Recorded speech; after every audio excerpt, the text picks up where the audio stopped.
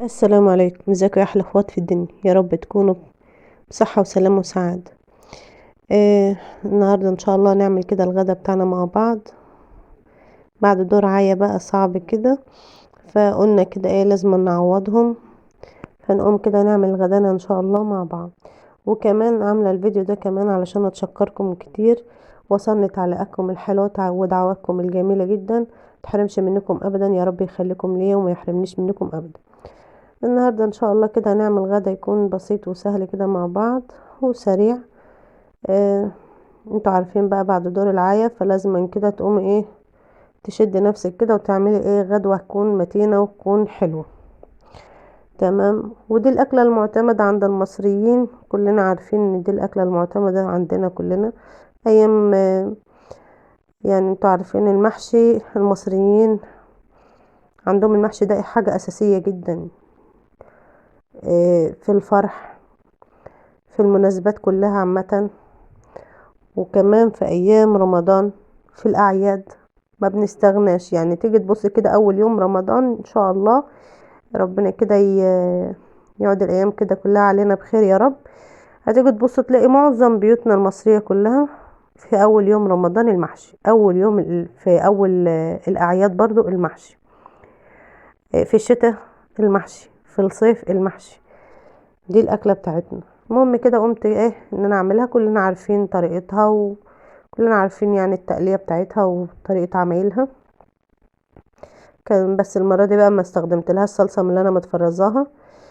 لا، استخدمت لها كان طبعا لما يكون عندك كده شوية طماطم ويبتدوا ان هم يطروا منك، فقمت ماسكاهم ضربهم وعاملاها على طول. وكترت كمان التقلية معايا، بحب ان انا اكترها شوية علشان خاطر يبقى معايا شوية جاهزين كده في قلب التلاجة برضو. لو حابة تعملي اي نوع محشي تاني بيبقى سهل وسريع. طريقتها بسيطة وانتوا عارفين ان طريقتها عملتها معاكم كذا مرة. والخضرة بتاعتي كمان شوفي منظرها حلو في منتهى الجمال، وكده كان بقالها اسبوعين معايا متخرطة في قلب التلاجة، ما بيجرالهاش حاجة. الحاجات ديت بتبقى جاهزة معاكي، بتقومي على طول في ثواني بتجهزي اكلك، ما بياخدش منك دقايق ان شاء الله وبتكوني مجهزاه. بس زي ما انا قلت لكم احنا مش طالعين عشان نقول طريقة المحشي، لان كلنا ان شاء الله يعني عارفينها بنعرف نعملها كويس قوي، بس طالعين ان احنا آه يعني اعمل فيديو معاكم كده علشان ما بعدش عنكم، وغير كده كمان علشان اشكركم لان بجد بجد كلامكم الحلو ودعواتكم الجميلة وصلتني وفرحتني قوي قوي، ويعتبر هي اللي خلتني ان انا اشد نفسي كده واقوم علشان اعمل معاكم الفيديو ده، وعلشان ما بعدش كده عن حبايبي. ربنا يخليكم لي يا رب وما يحرمني منكم ابدا.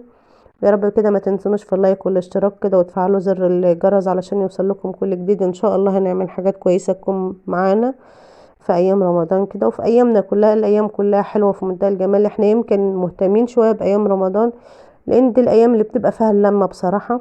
دي الايام اللي بتبقى كلنا على صينية واحدة كده موجودين في توقيت واحد. فربنا كده يا رب يجيب الايام كلها بخير وبسعادة ونعدي الفترة اللي احنا فيها على خير ان شاء الله. ان شاء الله كده بنحاول ندبرها مع بعض وبنحاول نوفرها كمان وبنحاول نعملها. هي يمكن الاكلة بتاعت النهاردة كانت تعتبر من ابسط الاكلات ومن ارخص الاكلات، بس بقت من اغلى الاكلات. معلش بقى هنعمل فان شاء الله كده هنمشي امورنا مع بعض وهنمشي حياتنا مع بعض. وزي ما قلت لكم الفيديو النهارده انا عاملاه علشان انا اطلع اشكركم، لان بجد بجد ما تعرفوش دعواتكم الحلوه بتعمل بتغير من نفسيه النفر، وبتغير كده من احوال النفر كمان. فربنا يخليكم ليا وما يحرمني منكم ابدا. فكده قلت اما اشارك معكم الفيديو ده كده على السريع، وعلشان كمان ما بعدش عنكم، لان بصراحه ربنا برضو الدور التعب بيبقى مأثر شويه ان انت مش قادره تقفي كتير او مش قادره تعملي حاجات تكون اكتر. فمعلش بقى ان شاء الله فتره وهتعدي كده.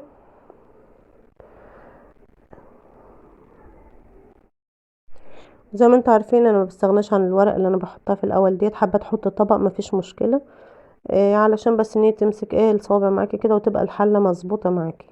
تمام. والورق ده رخيص وسعره رخيص، يعني ده الورق مش ورق زبده ولا حاجه، ده ورق الحواوشه. فبتشتريه عادي من بتاع الاكياس اللي انت بتبقي تشتري منها. والبط طبعا انا كذا مره عملته معاكم، انا ما عملتش فيه اي حاجه خالص المره دي، انا سلقته عادي. وحبيت ان انا اوفر في الزيت شويه وما حمروش. حبيت ان انا اديله كده تحميرة تحت الشواية كده. يا دوبك كل اللي عملته ان انا دهنته كده ايه معلقة صلصة من بتاعة المحشي، بس مفيش اكتر من كده. وكده الحمد لله وفي منتهى الجمال. و... وكده يعتبر ان الفيديو بتاعنا خلص معانا، ما بياخدش بقى منك وقت تحت الشواية. وطبعا زي ما انتم شايفين فتحت كده على الزيتون اللي احنا خليناه مع بعض، وكده عملت جو رمضاني كده قبل شهر رمضان. إيه، يا رب كده يكون الفيديو خفيف ولطيف عليكم كده، ويا رب يعجبكم وينول اعجابكم كده. حاجة كده على السريع، عارفة ان هي ما فيهاش اي مقادير ولا فيها وصفات، بس حبيت ان انا اعمل الفيديو واشاركه معاكم عشان اتشكركم على كلامكم الجميل ودعواتكم الحلوة. إيه، وكده يا رب ربنا يخلينا كده لبعض ان شاء الله، ونبقى في حياة بعض كده بالسعادة وبالتفاؤل ان شاء الله وبالخطوة الايجابية. يا رب كده يكون الفيديو خفيف. ويا رب ما تنسونوش زي ما قلت لكم في اللايك وفي الاشتراك وتفعلوا زر الجرس عشان ان شاء الله يوصل لكم كل جديد. والسلام عليكم ورحمة الله وبركاته. اشوفكم في رعاية الله وفي حفظه وفي امان.